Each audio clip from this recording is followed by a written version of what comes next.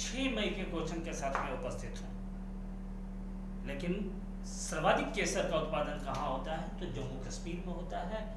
कल मैंने जम्मू कश्मीर को एक राज्य के रूप में संबोधित किया था, लेकिन जम्मू कश्मीर केंद्र शासित राज्य है। आज बोर्ड को मैं डील कर रहा हूँ। पहला क्वेश्चन लेटेस्ट क्वेश्चन है। मार्केट में यह पुस्तक अभी उपलब्ध नहीं है।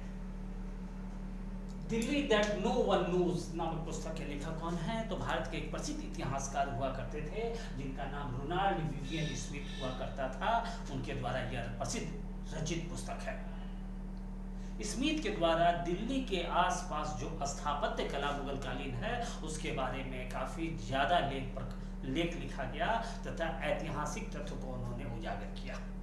लेकिन जब दूसरे क्वेश्चन को मैं डील करता हूँ, जम्मू कश्मीर केंद्र शासित राज्य कब बना? तो 31 अक्टूबर 2019 को बना। जम्मू कश्मीर को 2 केंद्र शासित राज्य में विभाजित कर दिया गया।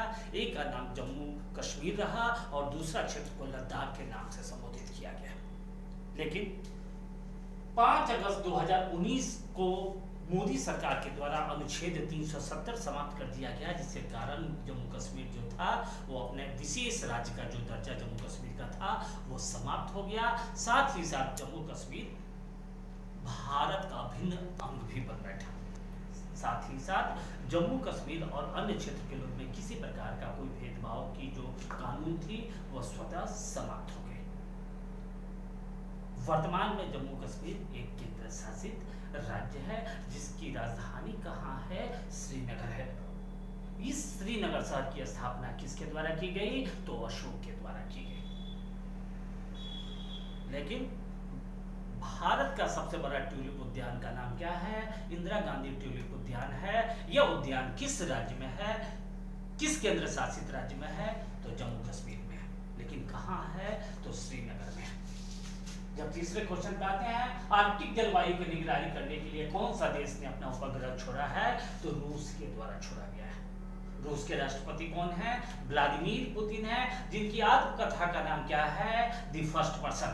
लेकिन उस उपग्रह का नाम क्या है? यह काफी इंपॉर्टेंट क्वेश्चन बनेगा। अर्तिका M जो है उस उपग्रह का नाम है, जिसके द्वारा आर्कटिक क्षेत्र के ऊपर की जो जलवायु परिवर्तन संबंधी घटनाएं होगी उस पर नजर रखा जाएगा। साथ ही साथ वहां पे जो जिस प्रकार की पर्यावरणीय गतिविधि होगी उस पर नजर रखा जाएगा। जब अगले क्वेश्चन पे आते हैं, अंतर्राष्ट्रीय अग्निशमन दिवस कब मनाया जाता है? तो 4 मई को मनाया जाता है। सामान्यतः ऐसे क्वेश्चन परीक्षा में लगातार आते हैं।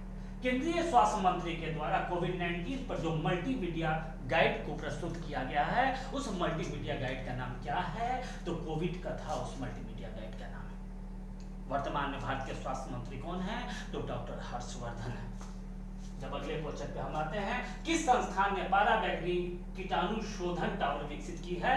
तो DRDO के द्वारा। यह DRDO का मतलब क्या होता है? Defence research development organisation. Bharat के एकमात्र वैज्ञानिक राष्ट्रपति डॉक्टर कलाम का संबंध किस संस्था से था? तो DRDO से था। डॉक्टर कलाम को मिसाइल मैन के नाम से भी जाना जाता था।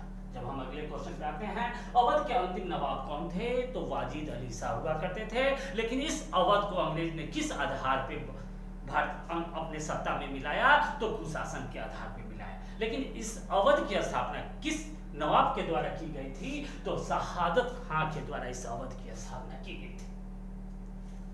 गांधी के द्वारा स्थापित हरिजन सेवा संघ के स्थापित अध्यक्ष किसे नियुक्त किया गया था? तो अमृतलाल ठक्कर को नियुक्त किया गया था। परंतु जब हम अगले क्वेश्चन पे आते हैं, प्राचीन साम्राज्य अवंती की राजधानी कहाँ थी? तो उज्जैन थी। लेकिन अशोक मौर्य वंश के शासक बनने के पहले कहाँ का गवर्नर हुआ करता था? तो उज्जैन का गवर्नर हुआ करता था। महाकाल का मंदिर कहाँ है? तो उज्जैन में। लेकिन उज्जैन शहर किस नदी के किनारे है? तो क्षिप्रा नदी के किनारे। जब अगले क्वेश्चन पे हम आते हैं, एल नीनो जलधारा कहाँ प्रवाहित होती है? तो पेरू के समुद्र तट के समीप एल नीनो जलधारा प्रवाहित होती है। यह जलधारा गर्म होती है। इस जलधारा को क्रिसमस जलधारा के नाम से भी हम लोग जानते हैं। लेकिन पेरू नामक देश की राजधानी कहाँ है? तो लीमा है। आज के लिए बस इतना ही। पुनः कल नए क्वेश्चन के साथ उपस्थित होऊंगा। तब तक व्यस्त रहें, मस्त रहें।